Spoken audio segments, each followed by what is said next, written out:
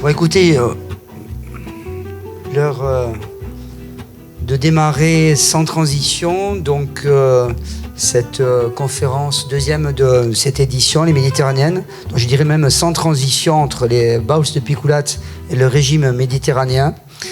Virgile pourra nous dire si on a bien fait de déguster ces Boules de Piculat préparés par notre boucher Philippe. Pour présenter Dr Virgile Pinelli. Dr Virgile Pinelli vient de Toulouse. Il est spécialiste de médecine physique et de réadaptation. Il nous dira exactement ce que c'est. Il travaille au CHU de Toulouse. Il est spécialisé notamment en cancérologie et en rééducation. Il travaille également à la clinique privée de l'Union. Et ses travaux se distinguent par une approche globale de la réhabilitation. Donc la réhabilitation, c'est à la fois physique, avec des exercices adaptés selon les capacités du patient. Mais c'est aussi un aspect nutritionnel avec un ajustement alimentaire pour soutenir la récupération. Et le dernier point, c'est un aspect psychologique. Il accompagne émotionnellement et également à la motivation. Virgile, je te laisse la parole. Bonne conférence. Merci beaucoup. Merci de m'avoir invité et merci de me permettre de vous parler de ce sujet qui m'intéresse vraiment beaucoup. Alors effectivement, mon job, c'est médecin de rééducation. Et médecin de rééducation, c'est intervenir après qu'il y ait eu un problème, après qu'il y ait eu un problème cardiovasculaire, après qu'il y ait eu un AVC, après qu'il y ait eu une maladie des artères qui oblige à couper une jambe, après un cancer qui a laissé pas mal de capacités physiques et psychiques sur le carreau. Et moi, mon job, c'est d'accompagner les gens dans la récupération de tout ça. Mon nom, c'est Pinelli, c'est corse. Et je ne sais pas si vous avez lu Astérix en Corse, mais dans Astérix en Corse, ils expliquent fortement à quel point les Corses, ils aiment bien travailler, mais pas trop. Et alors, la manière que j'ai trouvée pour faire matcher mes origines et mon job, c'est de travailler sur les comportements de prévention. Éduquer les gens, les informer, pour qu'ils puissent avoir toutes les clés en main pour prévenir les pathologies qu'on peut éviter. Et puis, ça me permet, moi, derrière, de moins avoir besoin de travailler. Comme ça, tout matche bien. Aujourd'hui, je vais vous parler du régime méditerranéen, qui est probablement... et plus que probablement, puisque scientifiquement prouvé dans plein d'études, le régime qui est le plus efficace pour prévenir l'apparition ou prévenir la récidive de maladies, de plein de maladies chez l'humain. On parle de maladies que tout le monde connaît. Le régime méditerranéen, aujourd'hui, on sait que ça pourrait réduire de 23% les décès d'origine cardiovasculaire et métabolique. Apparition ou prévenir la récidive, payer pour des soins de maladies qu'on subit parce qu'on n'est pas bien éduqué, pas bien armé. Le régime méditerranéen, on ne l'apprend pas à l'école. Le régime méditerranéen, il est pourtant très important. Mais aujourd'hui, en France, on ne le suit pas tant que ça. Ça, c'est les résultats d'une étude Toluna Harris Interactive qui a été commandée et publiée dans le courant de l'année 2024. Sur les habitudes alimentaires des Français, ils ont pris un panel représentatif de la population générale et puis ils ont posé plein de questions. Alors, il y a des questions qu'ils n'ont pas posées. C'est un questionnaire qui est imparfait, mais qui permet de se rendre compte que les Français, globalement, ne mangent pas tout à fait méditerranéen. Quand on regarde... alors, ça se lit de la manière suivante. Vous avez... sur le côté, plein de questions. Qu'est-ce que vous mangez? Des fruits, des légumes frais, des féculents, de la viande. Et puis, ici, le pourcentage de personnes qui a répondu, quand c'est tout vert très foncé, tous les jours ou presque, vert un peu plus clair plusieurs fois par semaine. Et puis, plus ça va vers le clair, moins ils en mangent. Et vous voyez que les fruits frais, c'est pas forcément tous les jours. Les légumes frais, c'est un tiers de la population française qui en consomme tous les jours. Du poisson, c'est rare également. Les plats transformés, heureusement, c'est rare également. Alors, pas tant que ça, parce que en fait, ils ne posaient pas la question des fast-foods, ils ne posaient pas la question des restos, ils ne posaient pas la question de la restauration collective. Mais ce graphe, aussi imparfait soit-il, il permet de se rendre compte que les Français, ils mangent pas tant que ça de fruits frais, pas tant que ça de légumes frais, pas tant que ça de légumineuses, de céréales, et donc ils ne mangent pas tant que ça méditerranéen. Le résultat, c'est que les Français, ils mangent peu de fibres. Ça, on le sait depuis l'étude Esteban et Nacre qui a été publiée en 2015 à la demande de l'Institut national du cancer.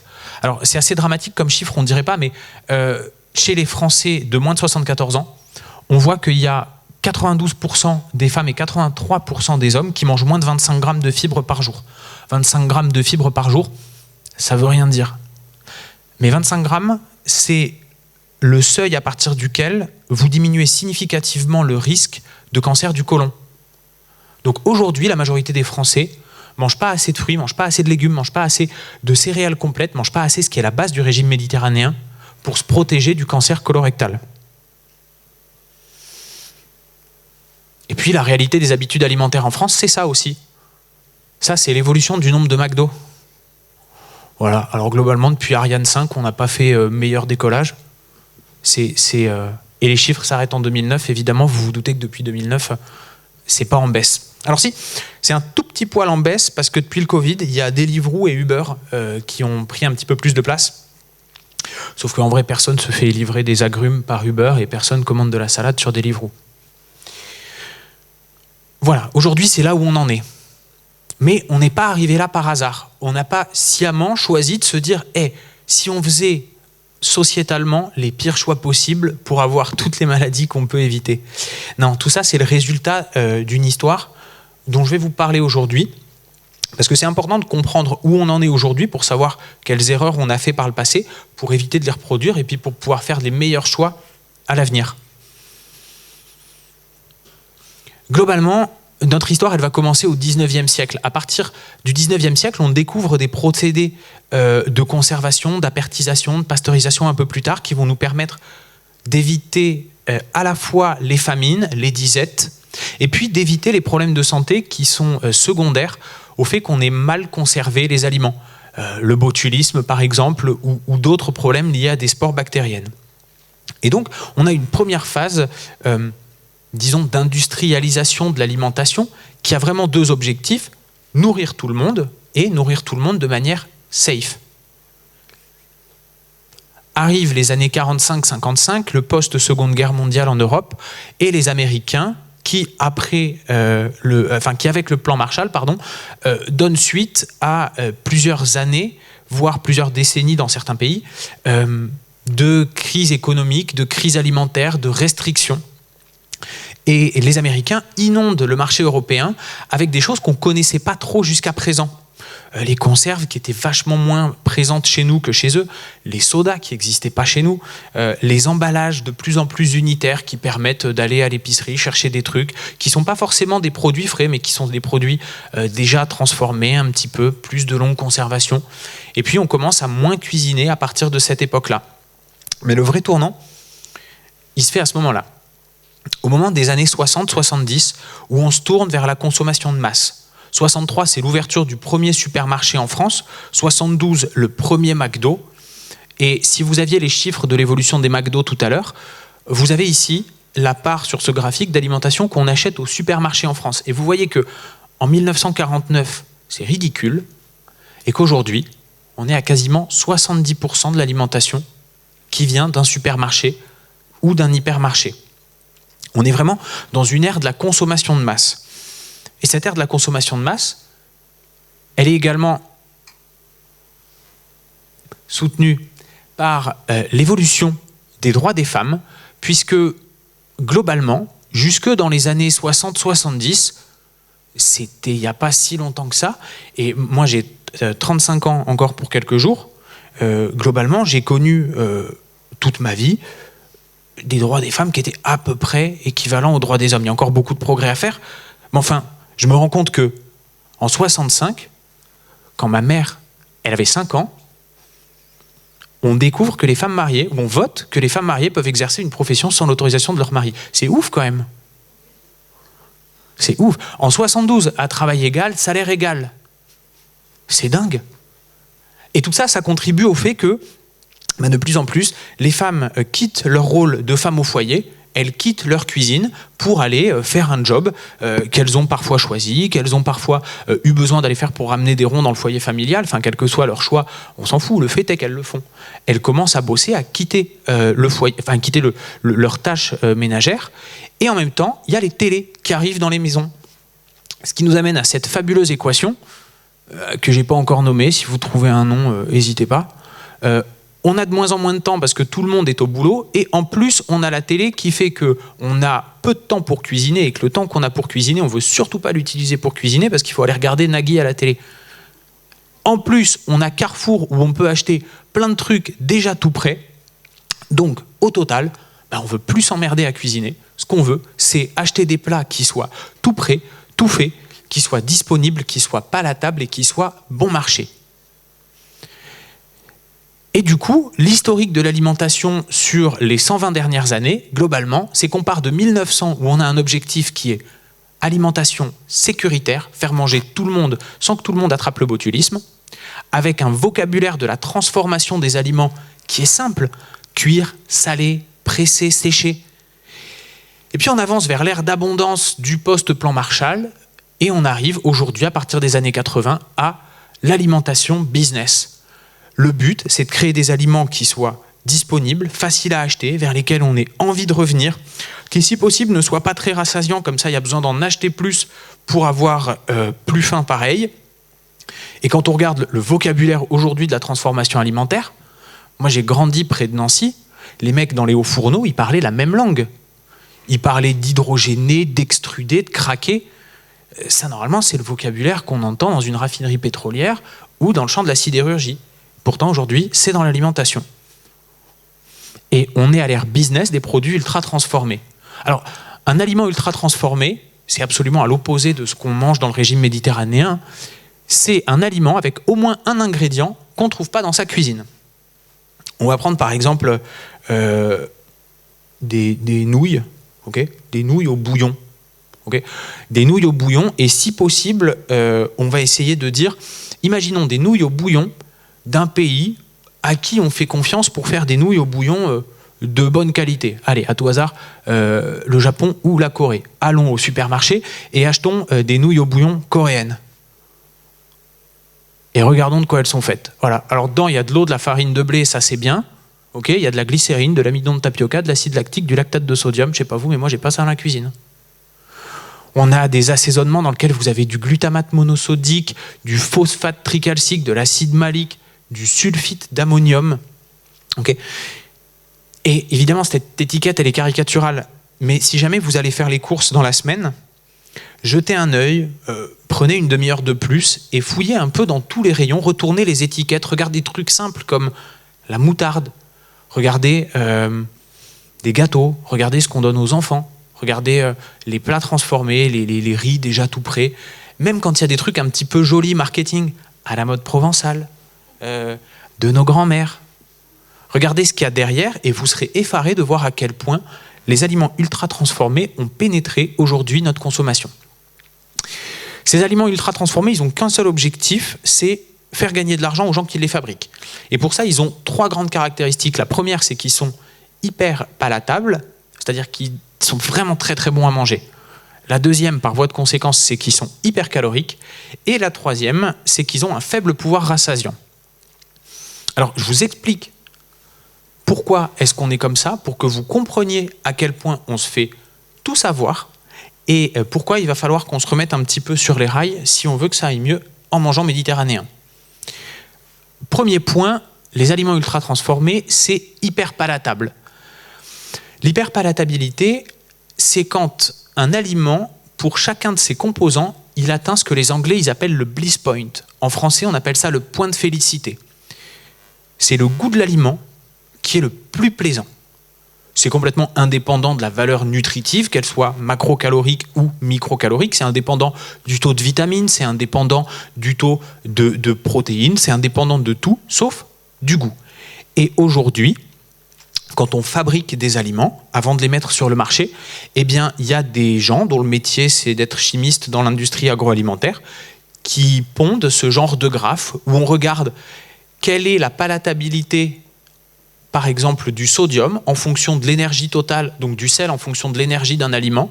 Et puis, on voit que, en fonction du nombre de calories et du taux de sodium par calorie, eh ben, on a à un moment un point où c'est meilleur que sur les autres, où on a plus envie d'y retourner. On a exactement la même chose pour le sucre. Et aujourd'hui, les professionnels de l'industrie agroalimentaire sont capables de décortiquer chacun des sous-composants des aliments qu'ils vous préparent pour qu'ils soient respectivement le plus possible proches de leur taux de félicité, de leur bliss point, et que ce soit le plus savoureux possible, que vous ayez envie d'y retourner. Pas parce que c'est des aliments qui sont bons pour votre santé, mais parce que c'est des aliments qui sont bons pour leur portefeuille. Le problème pour votre santé, c'est que la plupart du temps, les aliments hyper palatables, les aliments qui font vraiment plaisir à manger, c'est des aliments qui vous font sécréter de la dopamine. Et la dopamine, aujourd'hui, on en entend parler dans tous les sens. La dopamine, c'est une hormone, comme il y en a plein dans le corps humain, qui, normalement, est sécrétée quand on fait des activités, on va dire, qui sont utiles, notamment pour la survie à long terme.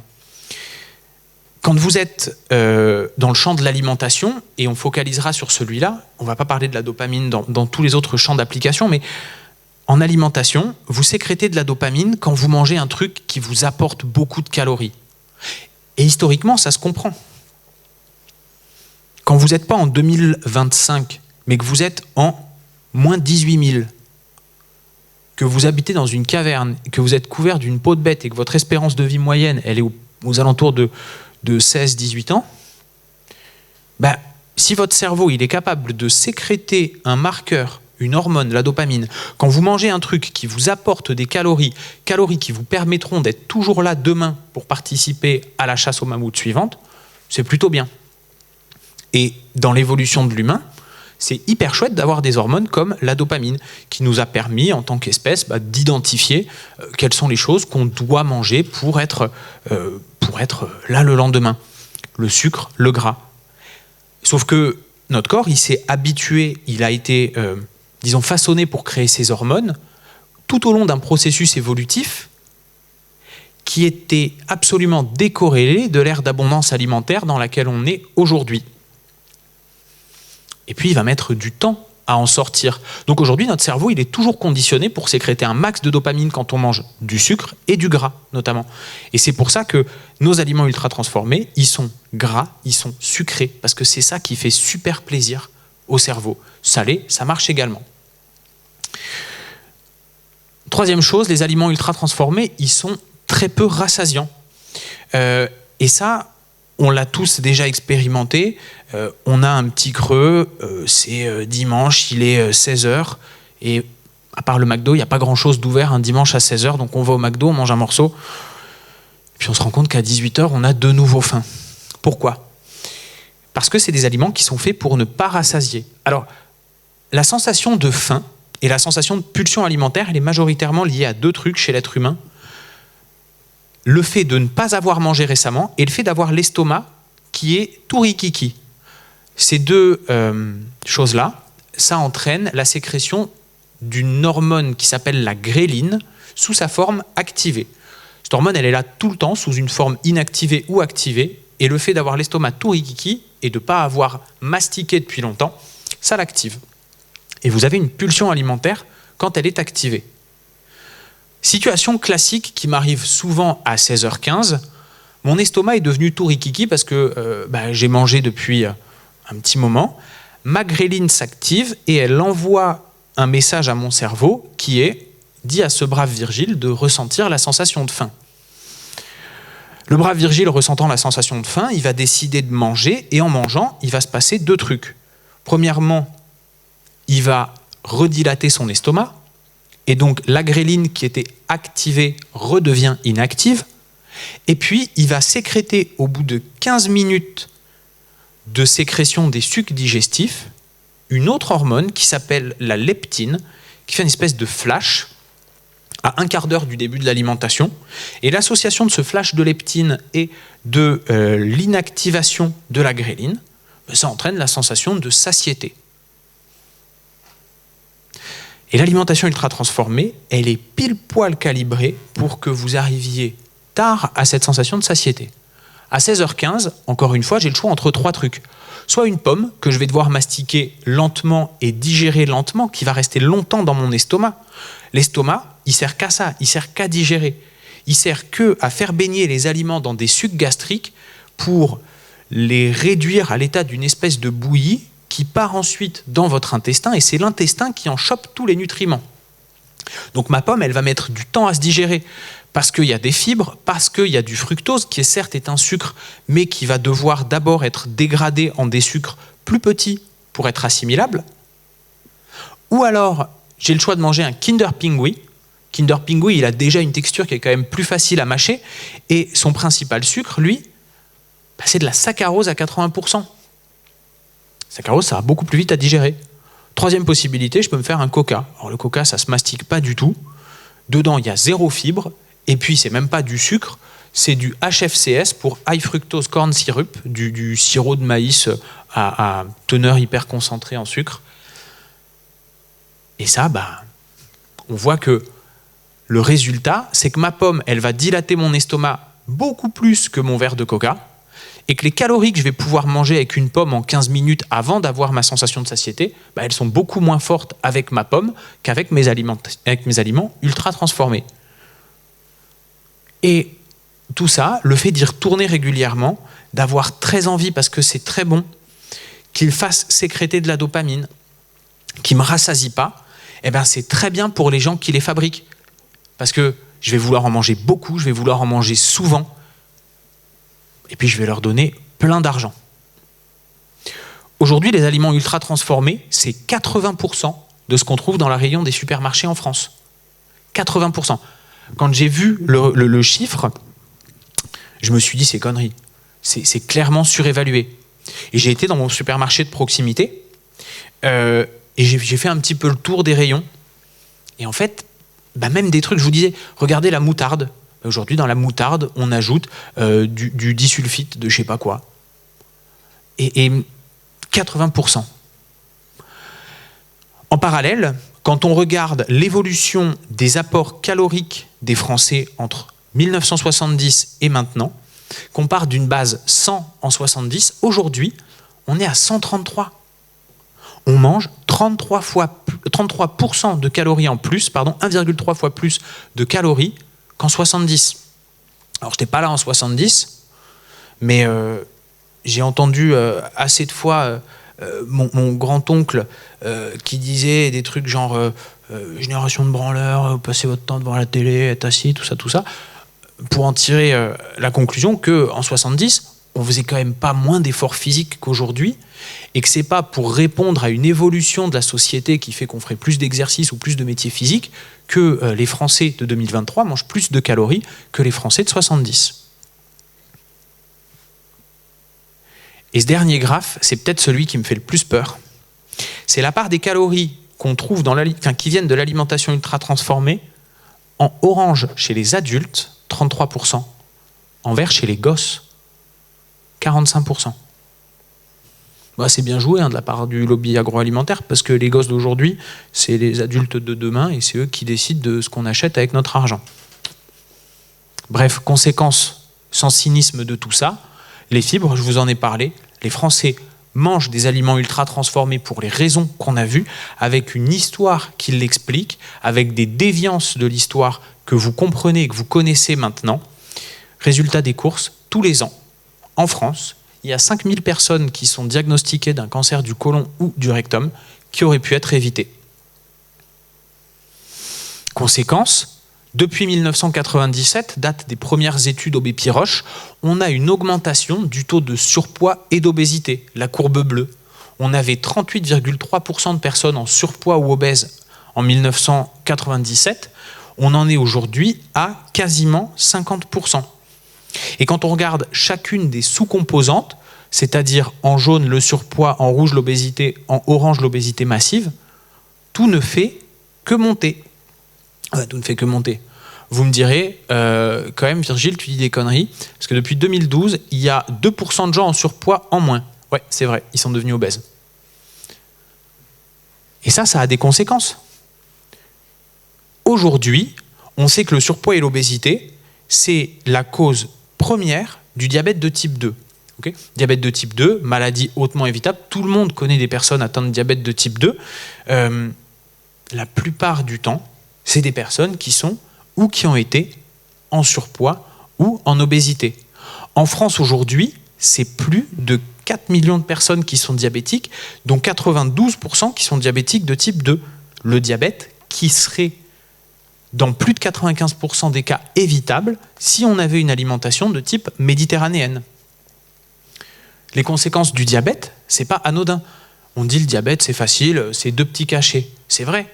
jusqu'au jour où ça évolue, jusqu'au jour où on commence à devenir aveugle, jusqu'au jour où on commence à avoir les pieds qui s'endorment et où on fait des plaies qui ne guérissent pas, jusqu'au jour où on commence à avoir les problématiques cardiaques secondaires au diabète, jusqu'au jour où on encrasse suffisamment ses artères pour avoir un AVC.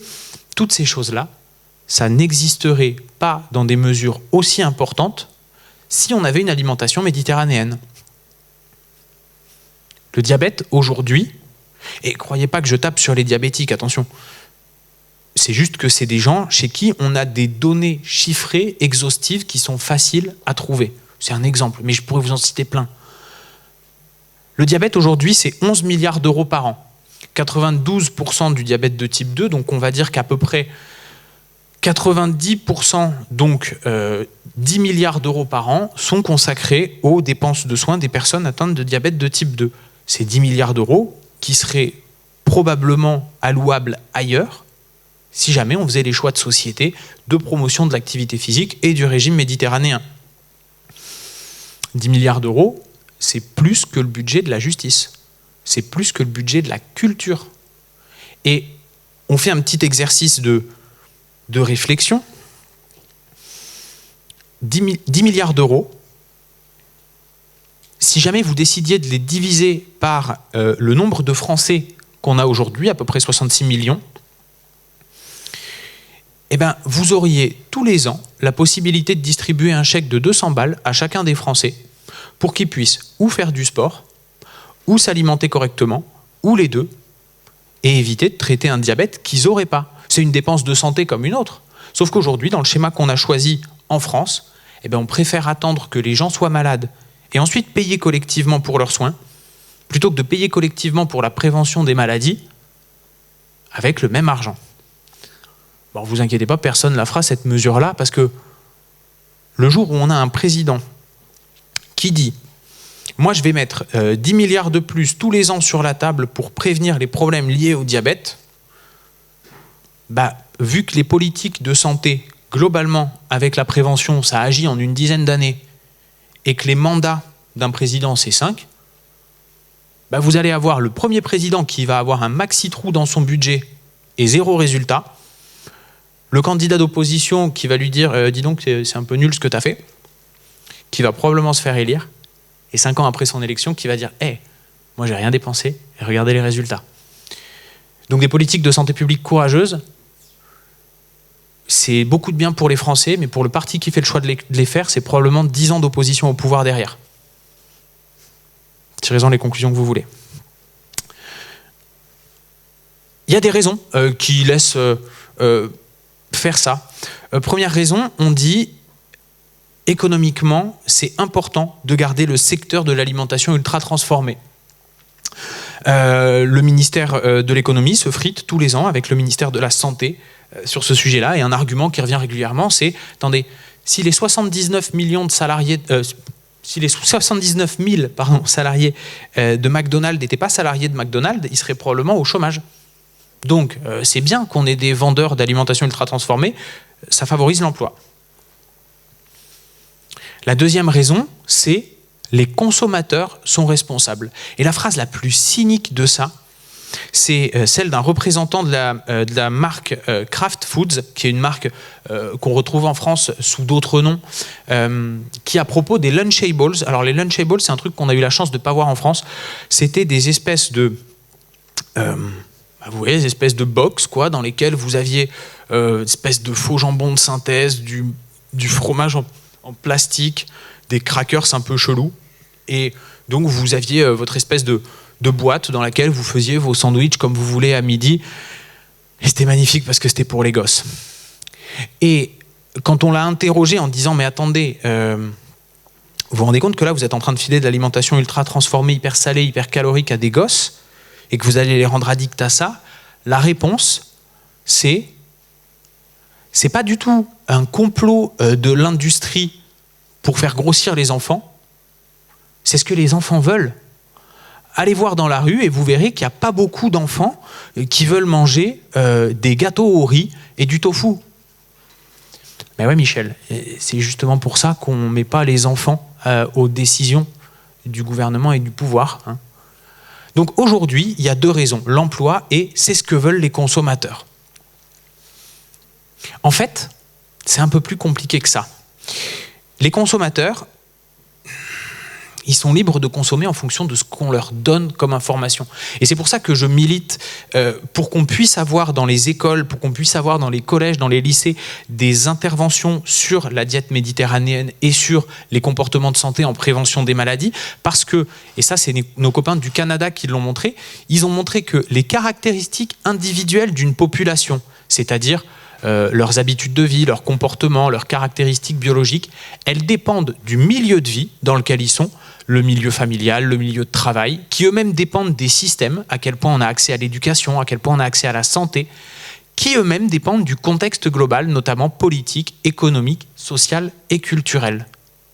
Autrement dit, sans aller à déresponsabiliser complètement les choix de chacun, ils ne sont des choix que quand ils sont faits de manière éclairée, avec des informations claires et nettes.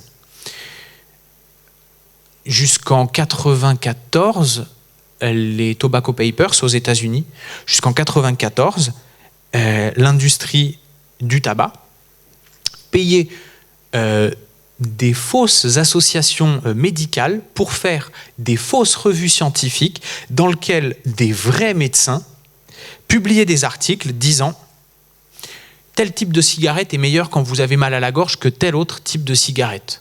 Alors, ok, le consommateur fait un choix éclairé. Mais moi, si le plombier il me dit de prendre un tuyau rouge au lieu de prendre un tuyau bleu, je lui fais confiance, c'est son métier.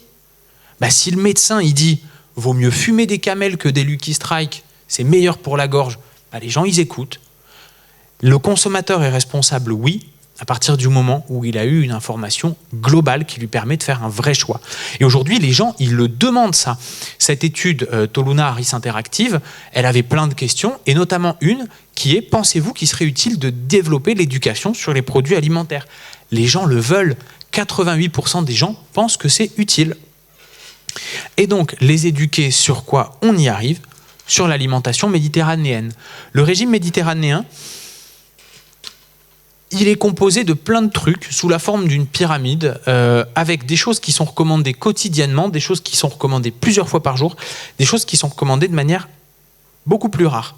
Alors, de manière assez contre-intuitive, la base du régime méditerranéen, c'est pas du tout alimentaire, c'est de l'exercice physique. C'est de l'exercice physique.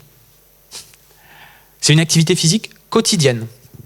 De l'activité physique tous les jours, avec de l'endurance modérée, c'est-à-dire tous les jours aller faire une demi-heure de marche ou de vélo ou de je sais pas quoi à son rythme, pas une activité qui fatigue, pas une activité où vous êtes complètement rincé en sueur, non, juste faire tourner la machine pendant une demi-heure tous les jours et 2 fois par semaine, du renforcement musculaire adapté. Ça peut être de la muscu en salle, ça peut être du pilates, ça peut être des exercices chez soi avec des vidéos. Il y a plein de trucs qu'on peut faire.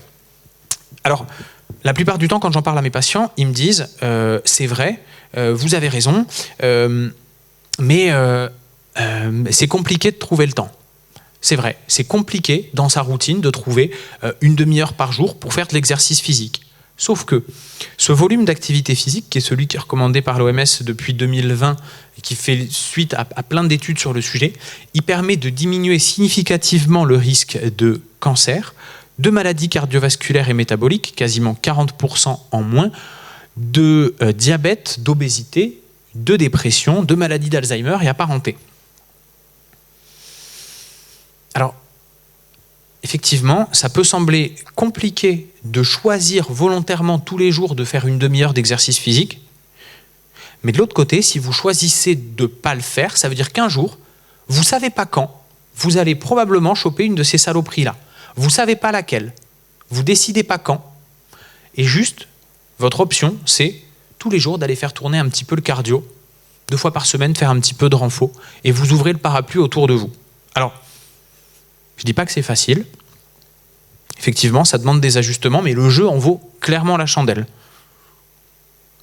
Deuxième base du régime méditerranéen, l'hydratation.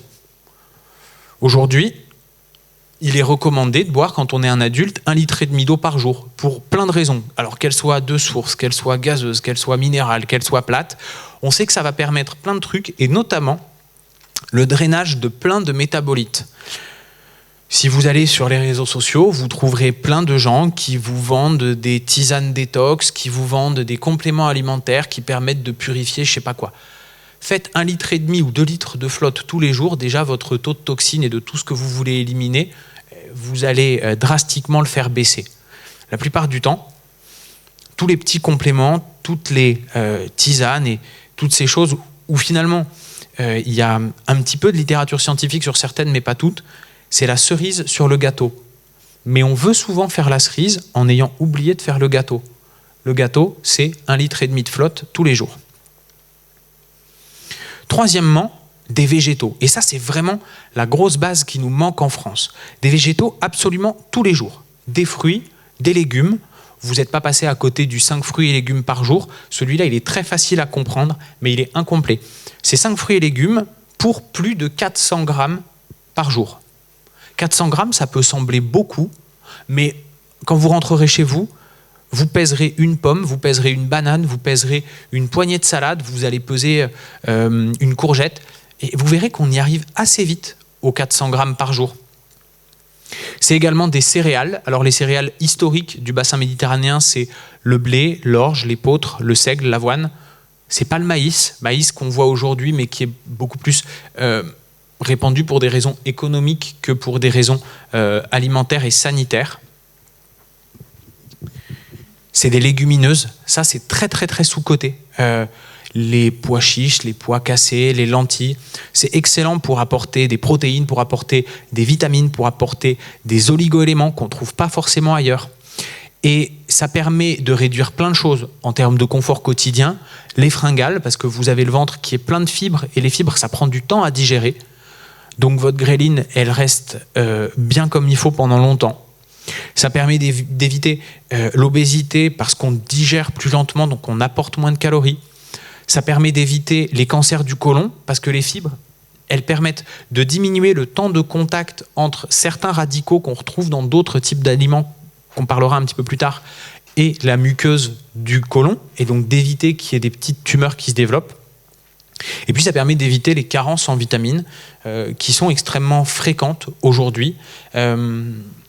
Moi, dans mes parcours de soins, je dose régulièrement la vitamine B9 et la vitamine B6 à mes patients pour des raisons qu'il n'est pas intéressant de développer aujourd'hui.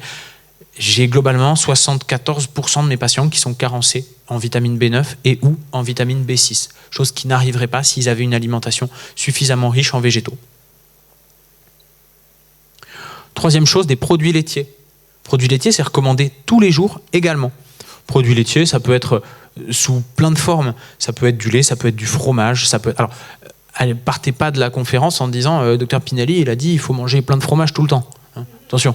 Mais des produits laitiers un peu tous les jours. Pour plein de raisons. Les protéines, c'est vrai, le calcium également, et la protection des cancers colorectaux. Pendant longtemps, je ne sais pas exactement d'où c'est sorti, il y avait une espèce de fausse croyance disant les produits laitiers, ça file des cancers de la prostate, je crois. Ça, aujourd'hui, ça a été complètement débunké. On sait que c'est faux. On sait que c'est des analyses de marqueurs pré-cancérigènes. À la base, c'était un marqueur qui s'appelle IGF-1, où on disait dans le lait, il y a ce marqueur IGF-1 qui favorise le fait de développer des tumeurs. Sauf qu'en fait, dans les produits laitiers, il y a infinitésimalement moins d'IGF-1 que ce qu'on synthétise nous-mêmes. Donc finalement, ça ne changeait pas grand-chose. C'est juste que ça faisait une belle manchette dans les journaux et qu'il y a beaucoup d'articles, beaucoup de médiatisation qui a été faite dessus, mais sans grand intérêt. Les œufs, oui. Les œufs au moins 2 fois par semaine, c'est très très bon les œufs. On peut même en manger tous les jours. Les œufs, ça contient des vitamines, les œufs, ça contient des minéraux, des protéines et du cholestérol. Ouais. Pas chez nous. Alors en fait, il y a une grosse étude, effectivement, qui dit attention, il pourrait y avoir plus de cholestérol quand on mange trop d'œufs. C'est vrai, c'est une étude qui a été faite au niveau mondial, qui a évalué des cohortes américaines, des cohortes européennes, des cohortes asiatiques. Et quand on regarde, effectivement, si dans certaines populations, le fait de manger beaucoup d'œufs, ça veut dire plus de 2 œufs par jour tous les jours, plus de 2 œufs par jour tous les jours, ça donnait plus de cholestérol, eh ben, il n'y a qu'une seule catégorie de gens chez qui on l'a vu, c'est les Américains. Et le problème n'est pas qu'ils soient américains, le problème c'est que les Américains font bouffer à leurs poules des trucs pour les faire développer dans leur rendement, et que derrière, eh ben, ils ont une qualité nutritionnelle des aliments qui n'est pas top du tout. Donc les œufs, vous pouvez y aller, c'est vachement bien. Faites pas non plus 12 œufs par jour tous les jours, déjà vous allez trouver ça écœurant à la fin, et ensuite peut-être au bout d'un moment il peut y avoir des soucis, mais enfin aujourd'hui dans une consommation raisonnée, c'est-à-dire un petit peu plus de 2 œufs par jour tous les jours, vous pouvez y aller. Et donc il y a une distance à partir de laquelle elle ne marche plus cette affaire. Les poissons, produits de la mer, des lacs, des rivières, 2 à 3 fois par semaine. Et ça, vous pouvez manger des poissons de lac, vous pouvez manger des poissons de mer, vous pouvez manger des crustacés. Il y en a quand même auxquels vous devez faire attention, c'est ceux qu'on aime bien. Le saumon, attention. Le thon, attention. Parce que c'est des gros poissons de bout de chaîne qui sont bioaccumulateurs. C'est-à-dire qu'ils vont garder en eux tous les petits polluants, ou les gros polluants, notamment le mercure, que ceux qu'ils ont mangés et que les poissons qu'ils ont mangé également en eux. Alors la plupart du temps, il y a des normes sanitaires qui permettent de se prémunir de ça. Attention, petite parenthèse, l'Union européenne n'a jamais pensé à légiférer sur le taux de mercure dans les boîtes de conserve de thon. Voilà. Donc si vous êtes un adepte du thon en boîte, bah, faites gaffe, peut-être qu'un jour vous serez capable de donner la température de manière assez fiable, mais il y a d'autres tas de problèmes que ça va impliquer. La viande blanche, 1 à 2 fois par semaine, c'est super la viande blanche, ça donne de la vitamine B12, ça donne des protéines. La viande rouge aussi, c'est pas mal pour les vitamines B12 et pour les protéines, et dans le régime méditerranéen, et je vous fais évidemment les recommandations actuelles, je ne vous fais pas le régime méditerranéen de l'époque de l'Antiquité, mais je vous fais bien celui d'aujourd'hui, c'est la viande rouge, c'est 1 à 2 fois par semaine. Pour nos amis qui sont végétariens, il est recommandé de faire une supplémentation en vitamine B12 dès lors qu'on va diminuer ses apports en viande en dessous de ces quantités-là. C'est recommandé chez les végétariens, c'est obligatoire sans que ce soit vraiment, parce qu'on ne peut pas forcer les gens à faire ce genre de choses, chez les végétaliens. Derrière, il y a des gros risques, notamment de maladies neurologiques qui peuvent toucher la moelle épinière si on est carencé en vitamine B12. Donc, comme l'alimentation végétale, c'est quand même assez difficile de l'apporter en suffisamment grande quantité pour couvrir les besoins en vitamine B12, dès que vous mangez moins de viande ou que vous ne mangez pas du tout de viande, n'hésitez pas à faire un tour chez le médecin pour qu'il vous marque des compléments en vitamine B12. La charcuterie, normalement, c'est 1 fois par semaine. La charcuterie, ça contient à peu près pareil que la viande, des protéines, des vitamines. Le problème, c'est qu'aujourd'hui, la charcuterie, ça contient aussi beaucoup de nitrites ou de nitrates, de sodium ou de potassium, qui sont très intéressants pour les vendeurs de charcuterie. Parce qu'aujourd'hui, on s'est habitué à acheter du jambon blanc rose. Personne n'achète de jambon blanc. Ça serait moche, ça serait pas vendeur.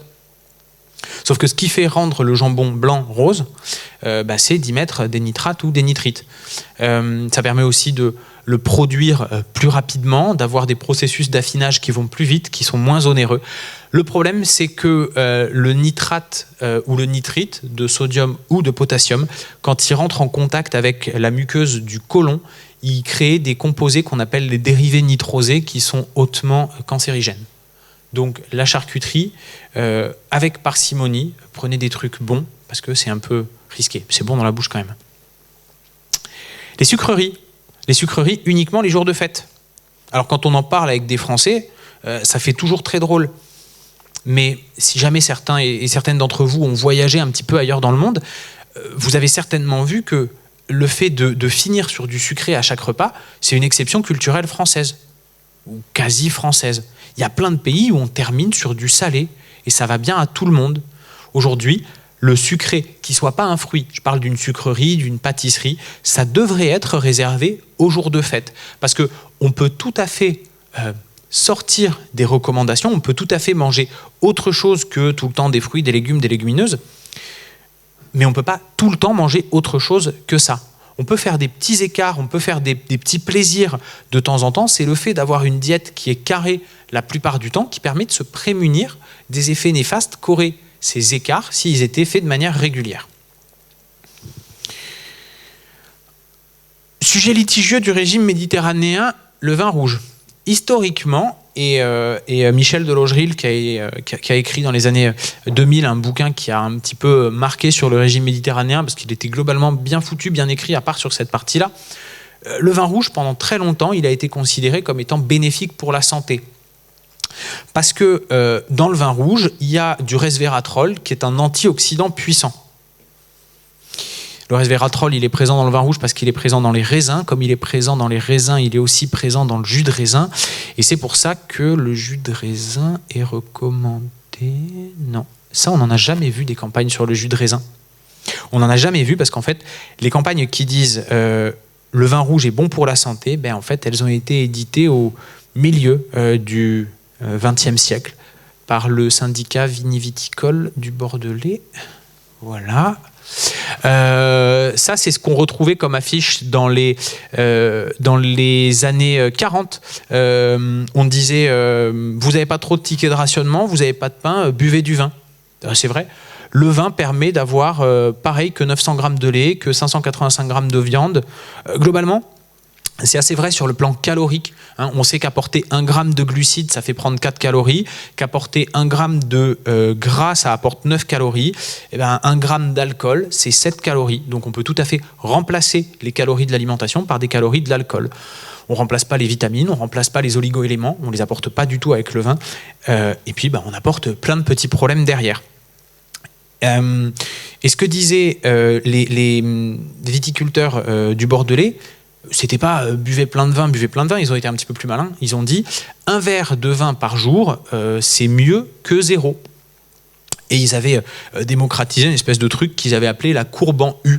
La courbe en U, c'était le risque sur la santé en fonction du vin que vous buviez. Et quand vous étiez à 0, bah vous étiez un petit peu plus haut que quand vous étiez à 1 verre, puis quand vous étiez à 2 verres, et plus vous remontiez, ça faisait un U. Tout ça, ça a été débunké dans une énorme étude qui a été publiée tout récemment, qui a évalué 28 millions de personnes dans 195 pays pendant plus de 20 ans. Et en gros, ce graphe qui a l'air un petit peu abrupt à lire, vous avez d'un côté les hommes, de l'autre côté des femmes. Vous avez en abscisse les tranches d'âge, en ordonnée le nombre de morts, et chaque couleur, c'est un type de maladie. Donc il y a une couleur qui va être pour les cancers de l'estomac, une couleur qui va être pour le diabète, une couleur qui va être pour le cholestérol, etc., etc. Et en violet, vous avez les problèmes cardiaques. Et quand on regarde la consommation du vin, ce qu'elle entraîne, eh bien effectivement, le vin, il diminue les problèmes cardiaques. Ok, jusque-là, c'est vrai. Mais à partir du moment où vous êtes un humain qui est composé d'autre chose que de juste un cœur et des vaisseaux, c'est-à-dire que s'il y en a dans la salle, par exemple, qui ont un poumon, s'il y en a dans la salle qui ont un rein, s'il y en a dans la salle qui ont des muscles, qui ont autre chose que juste un cœur et des vaisseaux, eh ben, le vin, on ne peut pas dire qu'il soit bon pour la santé. Donc le régime méditerranéen, finalement, c'est beaucoup de végétaux, c'est des végétaux de saison, c'est des végétaux qui peuvent être cuits, qui peuvent être crus, qui peuvent être congelés, qui peuvent être en conserve, qui sont importants, qui sont quotidiens, qui sont des fruits, des légumes, qui sont des légumineuses, qui sont des céréales, si possible, rustiques, complètes, pas des trucs raffinés, pas du pain blanc tout blanc. C'est du poisson, c'est un peu de viande, moins que ce qu'on consomme aujourd'hui. C'est des œufs, c'est des produits laitiers, c'est de l'activité physique, c'est de la flotte, c'est un petit peu de sucrerie une fois de temps en temps.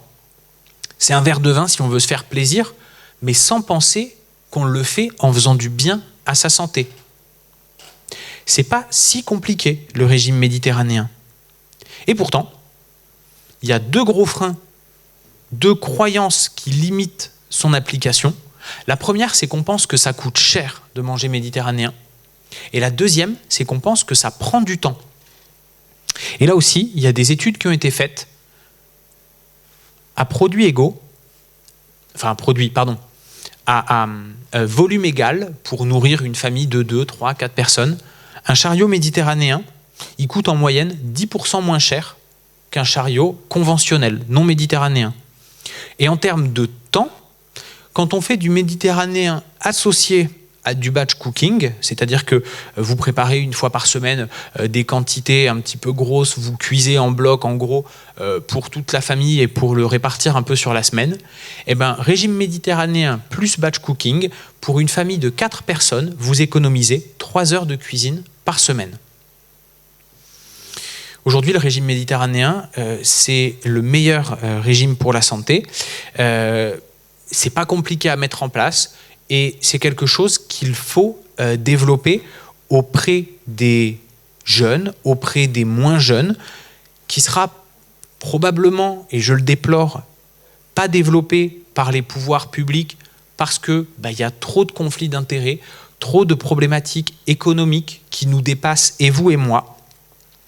Alors à mon échelle, moi pour essayer de changer les choses, parce que j'aime pas trop constater qu'il y a un problème et pas essayer de le régler, ça fait partie de mes qualités et de mes défauts, j'ai eu la chance de pouvoir intégrer un programme qui s'appelle Cuisine Communale, qui est développé par une boîte de formation qui s'appelle Smart & Care, qui est une boîte Calliope agréée par l'État, qui en fait développe un programme clé en main où on va, autour de 8 ateliers, former des diététiciennes et leur remettre un espèce de package, une valise clé en main où, avec 8 ateliers, elles peuvent encadrer des enfants dans des écoles, des personnes âgées dans des résidences seniors, ou n'importe qui à la salle communale de n'importe où, et Canet-en-Roussillon, comme Toulouse, comme Nancy, comme chez nos amis de partout en France, et éduquer les gens. Partir de l'atelier 1, qu'est-ce que c'est le régime méditerranéen, et aller jusqu'à l'atelier 8, comment est-ce que je fais pour être sûr de faire des économies, pour être sûr de ne pas perdre du temps. Et on passe par plein d'ateliers qui sont des menus, qui sont des mises en application, qui sont de l'information, qui sont de l'échange. Et c'est assez chouette parce que aujourd'hui, je suis assez convaincu que c'est la meilleure manière d'avancer sociétalement, d'éduquer les gens, de faire comprendre aux gens dès leur plus jeune âge, mais pas que, pourquoi on en est arrivé là aujourd'hui, pourquoi est-ce que globalement on a une alimentation qui n'est pas du tout la meilleure pour notre santé, comment est-ce qu'on peut manger méditerranéen, parce que, merde, 23% de maladies cardiovasculaires en moins, plus de 5000 cancers évitables tous les ans, uniquement grâce aux fibres. Et je vous passe tous les détails, parce que je pourrais vous donner des chiffres à plus savoir quoi en faire. Comment est-ce qu'on fait pour que ce régime, qui est le meilleur pour la santé humaine, pour éviter d'avoir une maladie ou pour éviter d'avoir une récidive de maladie qu'on a déjà eue, comment on fait pour le mettre en place à son niveau? Je crois qu'il faut éduquer, former. Si jamais vous avez l'occasion de discuter avec d'autres personnes aujourd'hui, demain ou la semaine prochaine, n'hésitez pas à leur parler d'alimentation méditerranéenne. N'hésitez pas à mettre ça en place chez vous au quotidien. Et puis si jamais vous avez envie qu'on en discute un petit peu plus, vous pouvez me joindre sur LinkedIn, vous pouvez m'envoyer un mail. Je suis toujours hyper content d'échanger avec des gens qui veulent un petit peu faire bouger les lignes sur le sujet de l'alimentation, parce que je suis convaincu qu'en tant que société, c'est comme ça qu'on réussira à faire des meilleurs choix et à offrir aux générations futures des perspectives qui sont meilleures que celles qu'on voit aujourd'hui. Je vous remercie.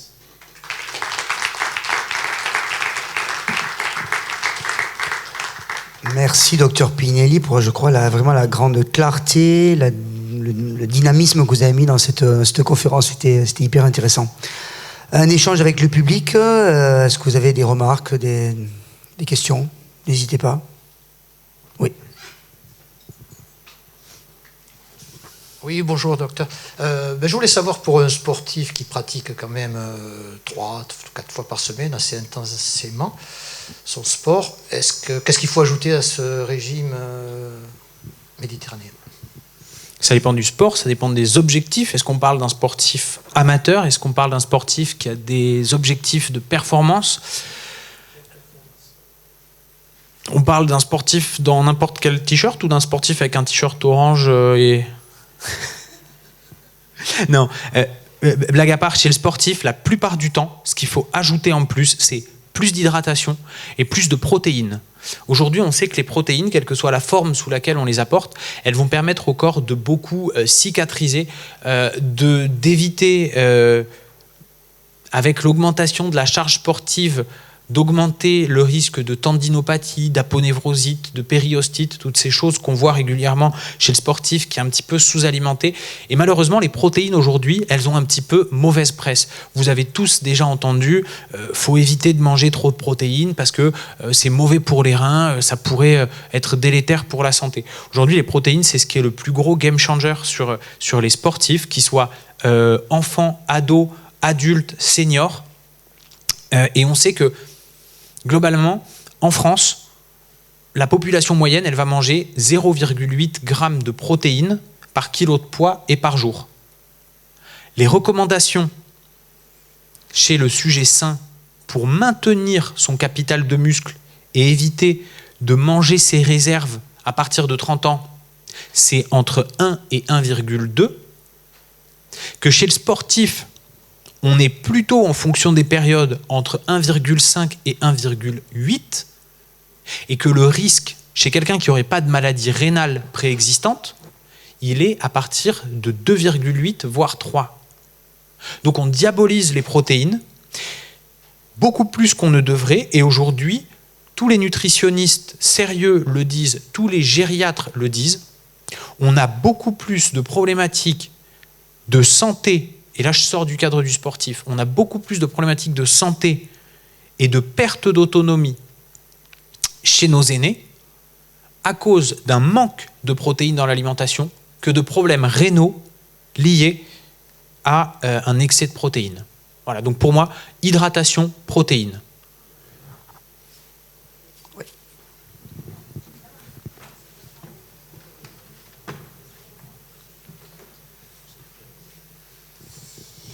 Bonjour, déjà merci pour tout ce que vous avez dit.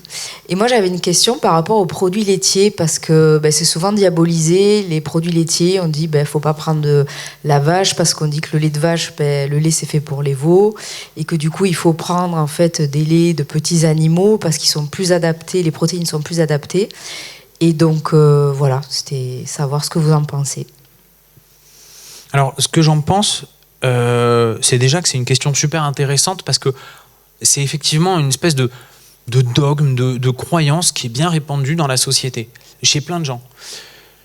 Ce que j'en pense, pour aller plus loin, c'est ce que la science en pense, parce que dans l'absolu, ce que moi j'en pense, c'est ce que la science a montré qui est très intéressant. Quand vous allez boire ou manger un produit laitier, et quel que soit disons l'origine de ce produit laitier, que ce soit du lait de vache, du lait de chèvre ou du lait de tout petit animal. Je ne sais pas quel est le plus petit animal dont on peut tirer le lait, aucune idée, de ce tout petit animal. Le lait, il va passer du verre à votre bouche, à votre œsophage, à votre estomac. Et là, dans l'estomac, il se retrouve dans des sucs gastriques qui sont à un pH indécemment bas, qui vont les dégrader de manière chimique, jusqu'à les transformer en acides aminés et jusqu'à les transformer en vitamines exploitables, en oligo-éléments exploitables. Et ces acides aminés, ces oligo-éléments, ces vitamines, sont exactement les mêmes, quelle que soit la source que vous consommez initialement. Et ensuite, votre corps, par des jeux hormonaux, par des jeux de mécanismes dont on ne va pas parler en détail aujourd'hui, va être capable de réagglomérer, un peu comme des Legos. Vous apportez un Lego, vous le digérez dans votre estomac, ça en fait des tout petites briques de Lego, et ensuite votre corps, il les réamalgame comme il veut.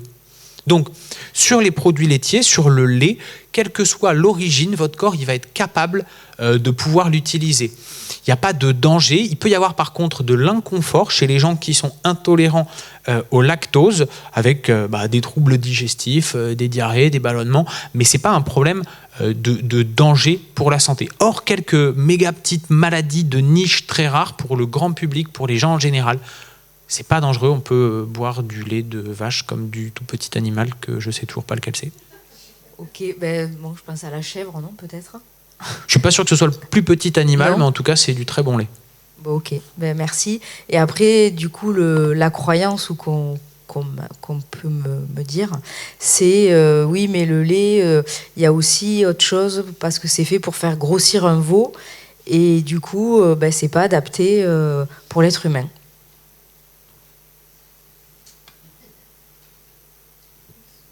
Là, et ça fait bug technique, erreur 404 à l'intérieur. Ok. C'est des choses. Ouais, mais je suis en train d'essayer. Enfin, globalement, en tant qu'être humain, on passe quand même notre temps à manger des trucs dont l'objectif n'est pas de se faire manger, quoi.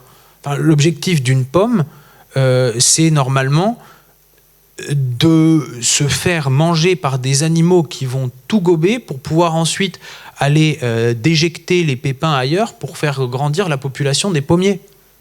C'est ça l'objectif d'une pomme. Nous, on ne fait pas du tout ça.